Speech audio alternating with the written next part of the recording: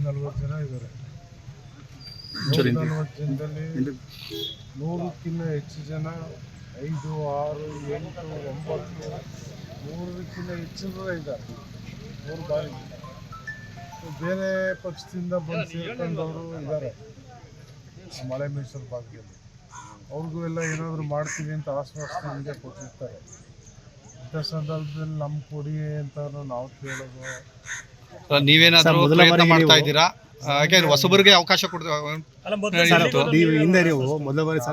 ಓದೋದು ಬೇರೆ ವಿಚಾರ. ಬಟ್ ನಾವು ಯಾವ್ದನ್ನು ಯಾರನ್ನ ಕೇಳಿ ಲೈಕ್ ಹೊಸಬರಿಗೂ ಕೂಡ ಅವಕಾಶ ಕೊಡ್ತೀವಿ ಅಂತ ಕೇಂದ್ರ ನೋಡೋದು. ಅವರು ಏನಂದ್ರೆ ಅವ್ರದ್ದೇ ಆದ ಒಂದು ಇಂಟೆಲಿಜೆನ್ಸ್ ರಿಪೋರ್ಟು, ಸರ್ವೆ ರಿಪೋರ್ಟ್ ತಗೊಂಡು ಆ ಒಂದು ಆಧಾರದ ಮೇಲೆ ಕೊಡ್ಬೋದು. ಯಾರೋ ಕೊಡ್ತಾರೆ ಅಂತ ಅದು ಗೊತ್ತಾಗಲ್ಲ. ಬಟ್ ಸದ್ಯದ ಪರಿಸ್ಥಿತಿ ರಾಜ್ಯದಲ್ಲೇ ಮೊದಲು ಸಿಎಂ ಆಗಬೇಕು ಅಂತ ಅದು ಬೇರೆ ವಿಚಾರ. ನಮ್ಮ ರೀತಿ ನಮ್ಮ ವಿಶ್ವಾಸ ಅದು ಬೇರೆ ವಿಚಾರ. ಬಟ್ ಈಗ ನಾವು ನಮಗೆ ಆತ್ಮೀಯರು ಅಂದ್ಬಿಟ್ಟು ನನ್ನ ಮಂತ್ರಿಗಿರಿ ಕೊಡಿ ಅಂತ ಕೇಳಕ್ಕಾಗಲ್ಲ. ಈಗ ಹೈಕಮಾಂಡ್ ಹೇಳಿರೋದ್ರಿಂದ ಕ್ರಿಯಾಶೀಲವಾಗಿ ಯಾರು ಇದ್ದಾರೆ ಅದು ಅವರೇ ನಿರ್ಧರಿಸ್ಕೊತಾರೆ. ನಾವು ಕೊಡಿ ಅಂತ ಯಾರನ್ನು ಕೇಳಲ್ಲ. ಎರಡು ಸಚಿವ ಸ್ಥಾನ ಮಾಡ್ತಾರೆ ಅಂತ ಈಗ ಮಾಡ್ತಾರೆ ಅದು ಅದೇ ಫೈನಲ್. ಬಟ್ ನಾನು ಯಾರನ್ನು ಕೇಳೋದಾಗಲಿ ಲಾಬಿ ಮಾಡೋದಾಗಲಿ ನಾನು ನೀವು DKಗೆ ಆತ್ಮೀಯರಾಗಿರೋದ್ರಿಂದ ಮತ್ತಷ್ಟು ಕ್ಷೇತ್ರಕ್ಕೆ ಮತ್ತಷ್ಟು ಅನುದಾನ ತರುವಂತ ಆ ವಿಚಾರದಲ್ಲಿ ಹೇಳಿದ್ದು. ಅನುದಾನ ತರ್ತೀವಿ. ನಮ್ಗೆ ಇರುವಷ್ಟು ಸಮಸ್ಯೆಗಳನ್ನ ಆದಷ್ಟು ಬೇಗ ಬಗೆಹರಿಸಿ ಕೆಲಸ ಮಾಡ್ತೀವಿ. ಈ ಗ್ಯಾರಂಟಿ ಯೋಜನೆಗಳು ಇದೇ ರೀತಿ ಮುಂದುವರಿಯುತ್ತೆ. ಕೆಲವರು ಗ್ರಾಮೀಣ ಪ್ರದೇಶದ ಗೊಂದಲದಲ್ಲಿ ಇದ್ದಾರೆ. ಯಾಕೆ ಯಾರಿಗೇನು ತೊಂದರೆ ಆಗಿದೆ? ವಿದ್ಯುತ್ ಶಕ್ತಿ ಬಿಲ್ಲು ಯಾರು ಏನು ಕಟ್ತಿಲ್ಲ, ಬಸ್ಗೆ ಯಾರು ದುಡ್ಡು ಕೊಡ್ತಿಲ್ಲ.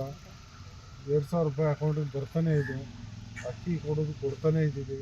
ಯಾವ್ದ್ರಲ್ಲಿ ತೊಂದರೆ ಆಗಿದೆ? ಯಾರ ಗವಿಮಠ ಸ್ವಾಮೀಜಿ ಇದು ಸರ್ಕಾರ ಎಲ್ಲ ಲೂಟಿ ಮಾಡಿ ಈಗ DK ಶಿವಕುಮಾರ್ ಕೈ ಕೊಡ್ತಾವ್ರೆ ಅಂತ ಹೇಳೋರಿಗೆ, ಅಪವಾದ ಮಾಡೋರಿಗೆ, ಆರೋಪ ಮಾಡೋರಿಗೆ ನಾವೇನು ಮಾಡೋಕ್ಕಾಗಲ್ಲ.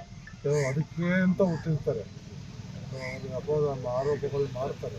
ವಿರೋಧ ಪಕ್ಷದವರು ಆರೋಪ ಮಾಡೋಕ್ಕೆ ಇರೋದು. ಸುಮ್ಮನೆ ಆರೋಪ ಮಾಡ್ತಾರೆ. ಇಷ್ಟು ದಿವಸ ಸಿದ್ದರಾಮಯ್ಯನವ್ರ ಮೇಲೆ ಅಲಿಗೇಷನ್ ಮಾಡ್ತಿದ್ರು.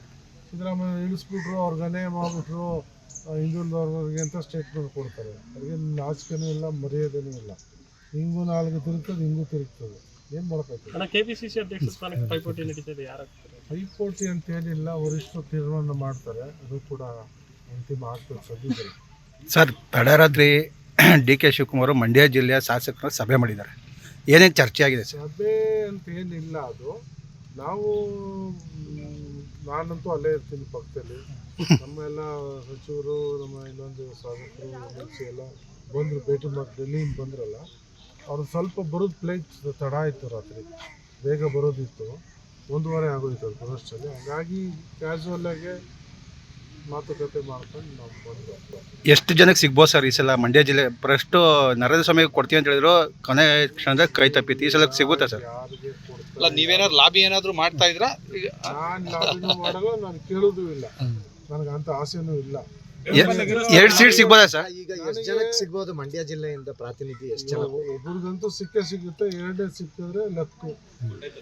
ಬೆಂಬಲಿಗರು ಹೋಗಿ ಲಾಬಿ ಮಾಡಿದ್ರೆ ಸಿಗ್ಬೋದು ಸರ್. ಈಗ ಕೊನೆಯದಾಗಿ ಈಗ ಸರ್, ನಿರೀಕ್ಷೆಗೂ ಮೀರಿ ಈಗ ಯೋಜನೆಗಳು ನಡೀತಾ ಇದೆ. ಇದು ಅದ್ರ ಜೊತೆಗೆ ಎಕ್ಸ್ಟ್ರಾ ಏನಾದರೂ ಬೇರೆ ಹೊಸ ಪ್ರಾಜೆಕ್ಟ್ಗಳು ತರುವಂಥ ಪ್ರಾಜೆಕ್ಟ್ ಇದೆ, ಪ್ಲಾನ್ ಇದೆ. ಹೆಚ್ಚು ಬೇಗ ಅದನ್ನೇ ಕೇಳಿದ್ನ ಹಳ್ಳಿಗಳ ಅಭಿವೃದ್ಧಿನ ಮಾಡ್ತೀವಿ. ಅದು ಬಿಟ್ಟು ಸರ್ ಬೇರೆ ದೊಡ್ಡ ಪ್ರಾಜೆಕ್ಟ್ ನಮಗೆ ಮೇಯ್ನು ನೀರಾವರಿ ಆಗಬೇಕು. ಮೇಯ್ನ್ ರೈತರಿಗೆ, ನಮ್ಮಲ್ಲಿರೋದೆಲ್ಲ ರೈತರುಗಳೇ. ರೈತರಿಗೆ ನೀರಿನ ಸಮಸ್ಯೆಯಿಂದ ಪಾರು ಮಾಡಬೇಕು, ಅದೊಂದು ನಮ್ಮ ಟಾರ್ಗೆಟು. ಮತ್ತು ಹಳ್ಳಿಗಳಲ್ಲಿ ಗ್ರಾಮದ ಪರಿಮಿತಿಯಲ್ಲಿ ರಸ್ತೆ ಡ್ರೈನ್ಗಳು ಸರಿ ಇಲ್ಲ. ಒಂದಷ್ಟು ನಾವು ಮಾಡಿದ್ದೀವಿ, ಮಾಡ್ತಾಯಿದ್ದೀವಿ. ಇನ್ನೂ ಆದಷ್ಟನ್ನು 90% ಎಲ್ಲವನ್ನು ಸರಿ ಮಾಡೋ ಪ್ರಯತ್ನ ಮಾಡ್ತೀವಿ. ಹೊಸ ನಿರೀಕ್ಷೆ ಏನಿದೆ ಸರ್ ಹೊಸ CM ಇಂದ? ಈಗ ನಮಗೇನೇನು ಅನಿವಾರ್ಯತೆ ಇದೆ ನಮ್ಮ ಮದ್ದೂರಿಗೆ, ಅಷ್ಟನ್ನು ಈ ಒಂದು ಅವಧಿಯಲ್ಲಿ ನಾವು ಮಾಡ್ಕೊತೀವಿ. ಕರ್ನಾಟಕ ನ್ಯೂಸ್ ಡಿಜಿಟಲ್ ಚಾನಲನ್ನು ಈಗಲೇ ಸಬ್ಸ್ಕ್ರೈಬ್ ಮಾಡಿ. ಧನ್ಯವಾದಗಳು.